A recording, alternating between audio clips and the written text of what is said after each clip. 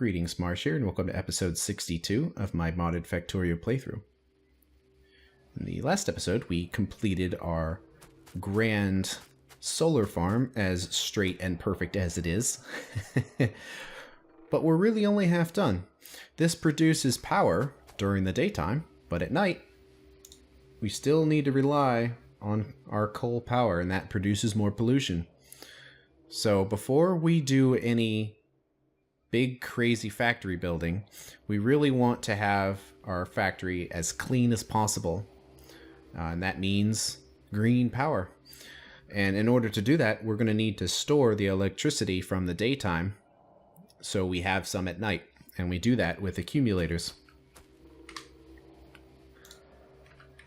Let's search accumulators. Accumulators are pretty basic components, but they require batteries, and that's something that we don't make.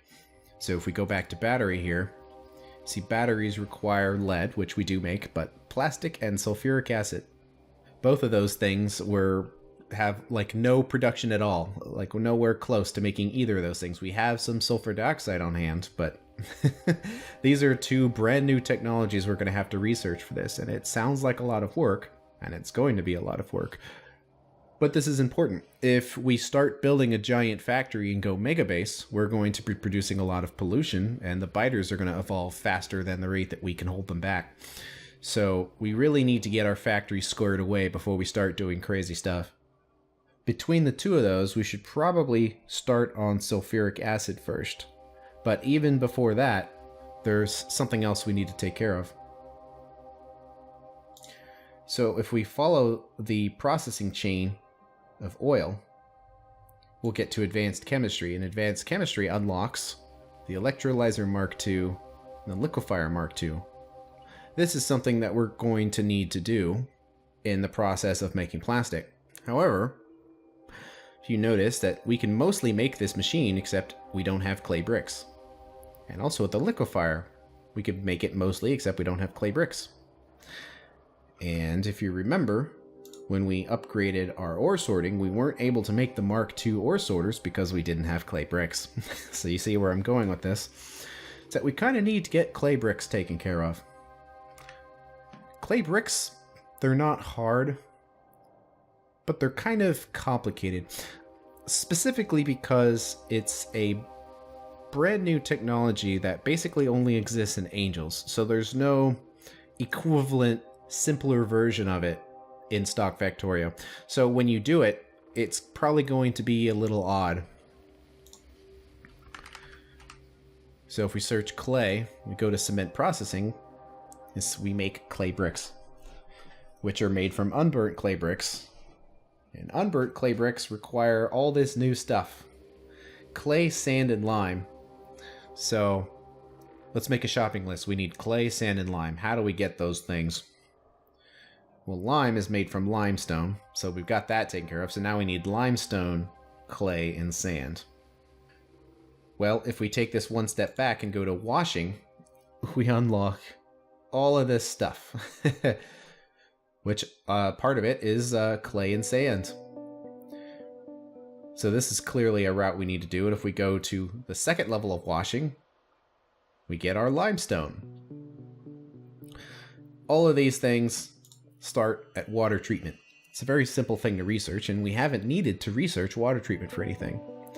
It unlocks a hydro plant, just a basic thing that we can build, a tier 2 circuit machine. It's fairly large. And also the clarifier, which basically makes water disappear. If you have byproducts that you don't feel like processing, you can just get rid of them in a clarifier. Of course, you know me, I have to save everything, so I won't be using clarifiers. Water treatment unlocks a couple of water processing options. First of all, you can make purified water from regular water, which is used in a lot of processes. Also, you can take the byproducts of sulfuric wastewater, chloric wastewater, fluoric wastewater, and nitric wastewater, and you could purify them back to some of their original purified water and some byproducts. We don't need these right now. We will later. But unfortunately, water treatment is a step to washing, so it's something that we have to research. And it's pretty easy. It's only 30 red science, so it's going to research very quickly. See how quickly that's going up? Before we even get back to the base, it's going to probably be researched. So, it's easy enough. Maybe even before I leave the solar farm, it's going to be researched.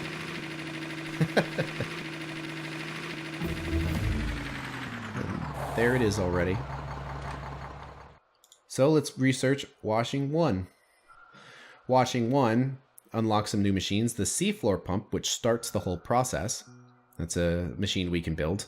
And then the washing plant, which is what processes the seafloor pump's output into something we can use. And there's basically 2 halves to this process. The first half of the process is filtering down the water into the type that you need. It starts, when it comes from the seafloor, it starts as viscous mud water. And you could process it into heavy mud water by using regular water and producing some mud as a byproduct. So it's not as complicated as it sounds. And you could process it again to make concentrated mud water. And then you could process it again to make light mud water, thin mud water, and then the final output is saline water. And that essentially allows you to make infinite amount of saline water. And saline water is a very low value byproduct. But it does have value primarily in chlorine, making chlorine products. Also, if you have 2 uses of that mud that you've been collecting through this process. One thing you can do with it is add water to it and make it viscous mud water, which comes back to the beginning. So you increase your electrical efficiency slightly by doing that, I think. Actually, maybe not, because I think the seafloor pump actually doesn't require electricity. So that might actually is just a way to make it disappear conveniently. The better way, though, is to collect it and make landfill. So you can make some free landfill with that mud, which is kind of neat. And also it allows us, the second half of the process here, is to take the water that you've processed and filter it down into a physical product that you need. So you see that if we take concentrated mud water that we've made, which is right here, we could add water to it and then make clay. And if we take thin mud water, which is right here, we can make sand. So let's research that. And that might have been a little complicated. I'm going to put the machines, once they're all researched, down next to each other. And then maybe visually it might make a little more sense what's going on with those products. End's done already. I was thinking this place right here is pretty open and it might be a good spot to drop a few machines and show some examples. But let's go back here. We still need limestone. Strangely enough, it's not a part of this processing. So if we go to washing 2, now we're in green science territory. It unlocks the second tier of washing machine. And we haven't even built the first tier yet, but fear not, it requires tier 3 circuit boards, aluminum, and brass, all 3 of which we can't make. So that's just going to be there for the future. But it also allows us to make limestone, which is made from light mud water, and nodules, which is made from heavy mud water, which completes the processing chain for that. So let's research that. And let's clear out some trees. Careful to not pick up anything important. Okay, that seems pretty good. And we need to make some washing plants. Okay, so it looks like we need some stone. We've got stone in the crawler. Let's see if we've got any extra stone in the reverse factory, because I remember quite vividly that I accidentally made way too many stone pipes and way too many lamps. So this machine has been toiling away at getting rid of them. But it looks like it's got a long way to go. Can't even place all the pipes in there, so just gonna have to wait it out. Okay, washing 2 is done. Excellent, so now we have all of the basic products necessary to make our clay bricks. Now we just need to research cement processing. For one, it'll allow us to take the limestone and turn it into lime. Now one thing that's weird is you might say, Well, that's the symbol for carbon dioxide, so we need to make some carbon dioxide too. That's what I thought. Actually, no. That is a product. For it to make lime requires nothing more than limestone, so actually that carbon dioxide is going to be a byproduct. So we're going to get some free carbon dioxide out of this, which is great. But then once we've made that lime, we take clay, sand, and lime and manufacture it into a brick. And then that brick can be baked in a furnace to make our unburnt clay brick, or to make our regular clay bricks. So we will research that. So let's build some of these machines and put them next to each other to try to visually show what the processing chain is. I think we're going to need 9 to show every step. It's kind of a weird machine because it has 2 inputs and 1 output, and they're on different sides, which makes building a bunch of them next to each other cleanly sometimes a challenge. You have to think about how you want to do it. So the input is going to be viscous mud water, which is going to be coming from a seafloor pump, which is similar to an offshore pump. The way to think of them differently is an offshore pump just sucks up the water at the top, where a seafloor pump sucks up the mud off the bottom. But it's going to give us viscous mud water, and if we add regular water, it's going to give us our mud and our heavy mud water. If we process it again, we can make concentrated mud water. All right, cement processing is done. So if you notice this one, it takes 100 viscous mud water and in 5 seconds makes 100 mud water. This one also takes 100 heavy mud water to create 100 concentrated mud water. So all these machines work at a 1-to-1 ratio. I have to check this. So heavy mud water right there. So, yep, we have concentrated mud water, so now we're making light mud water. Then it goes to thin mud water.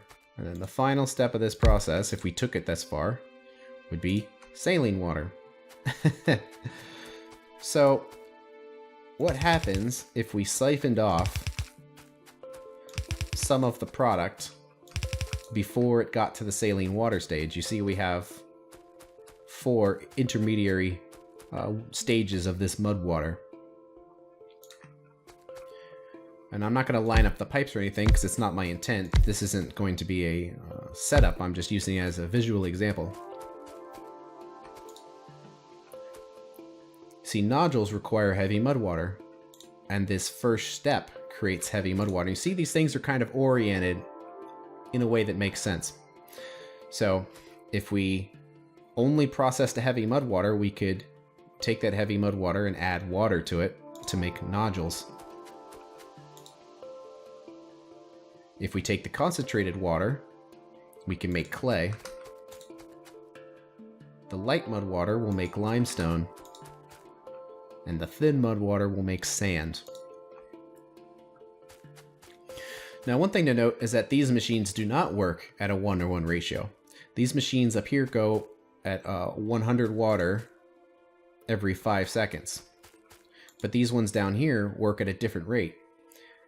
See, the nodules are produced with 40 water every 5.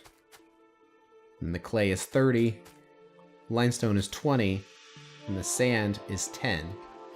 So if you want to make a perfectly balanced setup with these machines, you're going to have to, it's going to be complicated. It's probably not going to be balanced. In addition, both of these processes require water. So if I was to rotate this machine to the right here, then it has the water pipes right here. So if you wanted to place all these machines in a way that made sense, you'd have to be very conscious of the orientation of all of these pipes and the inputs and the outputs, and the fact that all of these washing machines at the top row here also create mud, which you're going to have to remove with inserters and belts. So the question here is, can we make an efficient setup? I think we can. Just looking at this right here, if we take those 2 pipes away, something like this could be placed here. And then, I'm just using these stone pipes as an example, but the water would come in here, And then we can get rid of the mud on the top and then take the output and put it down. So I think that can work. So let's look at a ratio. What kind of ratio would work here? Well, nodules we don't even need for this. Nodules are all the way down here at nodule processing. Basically, you can crush them, turn them into a sludge, and then you could make manganese and chrome out of them.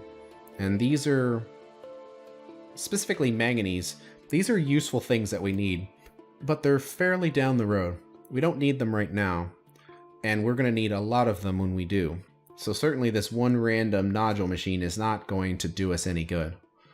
So there's no point in having that. All right, we do need clay, limestone, and sand. So these machines can indeed be moved down.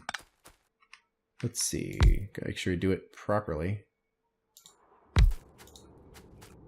So clay, limestone, sand. Then the pipes would come in through here. It might help to make some stone or some steel pipes now, since I actually had a different setup in mind. I wasn't thinking I would improve upon it. The setup I had previously was kind of a very easy setup to make. This one is more complicated, but more efficient. And whenever things might be more efficient, I instantly have to try to do them. So it's not the easiest thing to do here without messing it up, but because the problem with the stone pipes and the steel pipes is they look very similar. These things work at a rate of 100 water every 5 seconds, and all these machines work at the same speed of 1.5, so we can just assume it's 100 water every 5 seconds, or just 100 water. And all these machines work at a rate of 5 seconds. So if there's 100 total water available, how much do these machines require? You see, the clay machine only requires 30 water every 5 seconds. This one requires 20 water, so that's 50. And then the thin mud water is 60. And if you noted, the nodules required 40.